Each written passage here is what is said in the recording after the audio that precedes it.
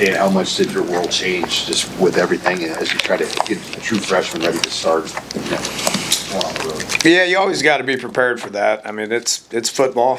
I mean, it's unfortunately a part of the game. Just obviously disappointed for Dylan, man. I mean, I've been in this situation before where, I think it was 2017, Will Greer broke his finger, and the people saw it on the jumbotron, and so we were beating Texas by like 10, and it just took all the air out of everything, the crowd, the players. We lost that game, and didn't finish that year the way that we thought we would. I did not feel that one bit in this game. Okay, Dylan was incredible on the sidelines. I mean, it was unfortunate. We had momentum. We were going to go score, and that game was going to end differently. We all know that. But the reality of it is, our crowd was probably better after it happened. Our players didn't flinch, didn't blink. Credit to our defense for going out there and getting a stop, didn't let them score on that turnover. And credit to TJ and our offense for going out there and just continuing to fight and continuing to play. The plays were there. And so that's going to be valuable experience for TJ. TJ was ready to go. He's a student of the game. Enjoy coaching him. It's going to obviously mean more now. When you're that guy, you always got to be ready. Now it's granddad's turn to be ready, the next guy to be ready, and so my world hasn't changed. I mean, it's unfortunate. I mean, Dylan's, he's going to kill this 3-month rehab, and, he's leaving today to go to New York, and wish him the well, and it sucks, but it's what's next. That's how you got to approach this profession. That's how you got to approach this game. And we're excited about TJ's opportunity, so I think he's ready to go. He had a great practice out there today. Players are motivated to, go to LA and play again on Saturday. Glad we don't have a bye week right now. We need to go play, and our players are, they're pissed off, they're motivated, and they're ready to go play. What is his skill set, maybe the menu that you're able to call on Saturday? Yeah, it's a little different, I mean, he does some things probably a little better than Dylan does with his legs. We all know that. We've seen it. UCLA is going to see it. They're going to have a plan for it. But offense is still the offense, and he's expected to run it.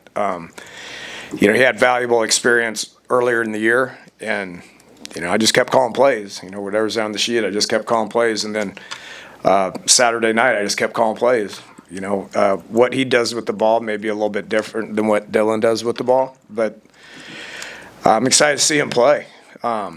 He's a good football player. He's a good quarterback. We got confidence. Our team is going to rally around him. I know that. They did today out there at practice. It was another good Tuesday practice, and we're going to be excited about playing. And I know our team's going to rally around him. My conversation with TJ is just be yourself. Just be yourself. You just play your game.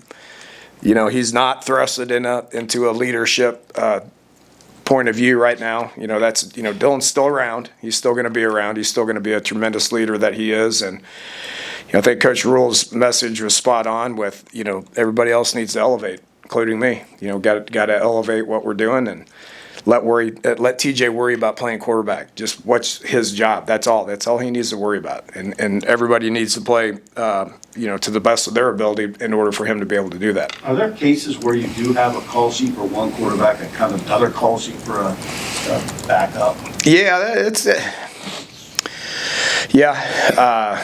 I'd say it's really never existed in my world, so to speak. But but that's part of coaching. We're going to take what TJ does well, and we're probably going to feature that a little bit more. We're a run-first team now. Everybody sees that. Emmett's playing at an all-time level in my world for what a running back's doing. And our O-line is settling in on what they do well. So, that aspect of it probably won't change too much. But it's all about game planning and what our players that are playing for us can do well. When it comes to TJ's arm strength, I mean, does he have, I mean, we've seen it, does he have the arm, you think, to take a few more shots down the field when they're called? Yeah, well, he does, and there was those plays on Saturday. I mean, he threw the ball down the field several times, and one should have been caught. The receiver is a little late on the second one. It was more of an RPO. And this is a focus on ours right now is just the timing on it. I think that's the biggest thing is play specific. If it's RPO, it's probably coming out a little bit quicker. If it's play action, it's probably going to be a little bit more downfield. But we need to do a better job of that. Okay, but there were 8 opportunities downfield that we threw the ball down the field. I mean, we're going to do that. And so those we have to be more successful with that. Dane caught that one for a touchdown. It was an awesome catch. I think we got 1 PI, and then the rest of them were unsuccessful, and that was a combination of timing. That was a combination of not going and getting it, and then that was a combination of ball placement as well. How do you see defenses doing something to Barney that's made it harder for him to make some of those plays downfield? I wouldn't say that. It's just our progressive pass game is not great right now. I mean, we're not able to sit back there and go through reads. That's when he, like earlier in the year, if you talk about the plays that he made, it was all progressive, and so, he was like, we tried to take a shot to Luke down the field on the sidelines, and ball probably actually should have went there, and then the progression is Jacory coming across the field, and Dylan just got spooked and spit it out there to Isaiah. But we got to continue to work on that. I mean, I get it. He needs the ball. I've developed some screens and I've done some things, to get him the ball, and it just hasn't turned out the way that we want it and expect it to turn out. I joked with him earlier that when he gets the ball on offense, he needs to pretend it's a punt return. Because we see what he can do with the ball, and I'm trying to get creative to, that one play, I know Coach referenced it, but we had a tunnel screen to him, and that thing he was walking in, and so then we threw him another tunnel screen and missed the block. There's things that we do to get him involved, and, if you start forcing things too much, then that disrupts the flow of your offense. Dana, those older players on the offensive side like Turner and Dane, Emmett, how does, in your experience, their importance become magnified when you have a true freshman at quarterback? Oh, it absolutely does. It was kind of one thing that I thought was missing last year when I got here. I got here about a year ago yesterday. And I do think we've improved in a lot of areas. Like Dylan tried to be that guy last year, and he wasn't ready to do it. And that took a toll on him. And he had to hit that reset button when I got here, and I think he did a good job of that. But now I think we have good, strong, older presence guys. When TJ stepped into that huddle to start practice, those guys were excited in there. And they were slapping them around and kidding with them, joking with them. But they understand it, and they are older. Even Jacory's played a lot of ball, and Isaiah's played a lot of ball. Luke's played a lot of ball. And then all those old linemen are pretty old as well. So Coach Rule's done an amazing job with the team this week of getting that point across. With Gunnar being now out for the rest of the season, just how the practice looked this week? Yeah, Pritch was out there practicing. That's good news. That's good news number one. And Turner's fighting hard. Love that kid, man. He doesn't care. He just wants to play ball. He's so experienced, and could be his last go around. So he's going to make the most of every single moment he's got. Whether it's right tackle, left tackle, doesn't matter. Tyler gets reps at, and I know Coach Rule talked about this yesterday. They just got to keep improving. And then Preston, was the backup left tackle out there today, and is only going to get better. So it's got to keep practicing and hope for the best.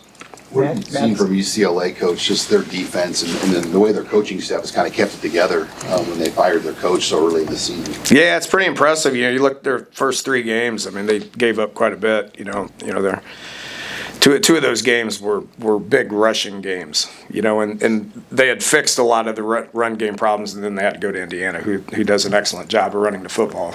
So, but the 2 previous games before that, they did a nice job of improving in the run game. Just overall, you can just see the energy on the field. The first few games, you didn't see a whole lot of energy, and then the last 3, there's been a whole lot of energy. So, they're coming off a bye week, and I'm sure they're going to be ready to go.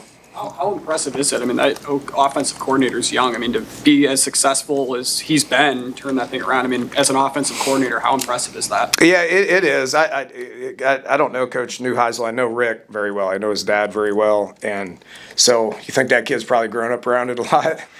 It probably was. He's probably like me. He wasn't a very good player, so you just put everything into the coaching aspect of it. But Coach his kid, been around it. I got a lot of respect and admiration for Coach Neuheisel, and so I would imagine his son is every bit of what he is. He's doing an incredible job, no doubt. You mentioned it's been a year since you've been calling plays here. What has the Big Ten been? What you expected has been different. What's been the experience trying to go up against some of these defenses compared to some of the other defenses you called against? Well, it's what I expected. That night game in Lincoln was pretty awesome too. That was the first thing that was as good as an atmosphere as in college football. Period. It's just such a shame, man. Plus, in addition to, the Big Ten, yes, it's a great conference. Every game's hard. Every game's a single-digit game. Has been the last few weeks for us again. And so. But I think that's parity across college football too. And so if there's parity across college football, what do you think parity in the Big Ten is going to look like? And so got to be ready to go every week. And that's college football, and that's why we're doing what we're doing. How much more do you want to see this offense kind of grow and change? I know it's hard with Lateef now being the quarterback instead of Dylan, but what more is there out there for this group to get, not only this year but in the coming year? Yeah, you get into towards the end of the year, you start settling into kind of who you are. That's just a reality, But every game's different. It's things that aren't popping in one game that you think would pop. You go into the next game and then things will start popping that you didn't know. You know what I'm saying? So every game's different, and we're going to do our absolute best on getting a game plan together. That's, to me, I've always said this to you guys. To me, balance is spreading that ball around to everybody. I want Isaiah to have touches, Jacory, Luke, Dane, and then obviously Emmett just keeps getting stronger as the game goes on. 29 carries. I don't know how I can feed him anymore, and he's valuable in the pass game as well, and so love what that kid's doing. He's turned himself into one of the best backs in the country. But with that said, yes, he's going to get his carries. There's no doubt about that, okay? What's the flow of the game, and where does the ball need to go? And my job is to distribute it. Matt said that this time for Dylan would be very valuable, just stepping away for a couple weeks in the end of the regular season. But what do you think he can learn from viewing the game in a different perspective? I think that was a very valuable point that he made, and it's very true. And I didn't even think of it this way, but that kid's been playing football for a long time, and he hasn't really ever been to the point where he can just take a step back and watch it. I say this, he was in the meeting this morning asking questions and taking notes.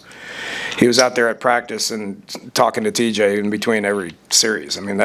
That's incredible. I just think when he sees it, he'll know how he can, relay the information to TJ. I think it's going to be valuable. He's not going to be there on Saturday. That's going to be me and Glenn's job. But from Dylan's perspective, I just think it'll help the game slow down even more. When you see it from that perspective, I just think it's going to slow down even more for him. Next year will probably be better because of it.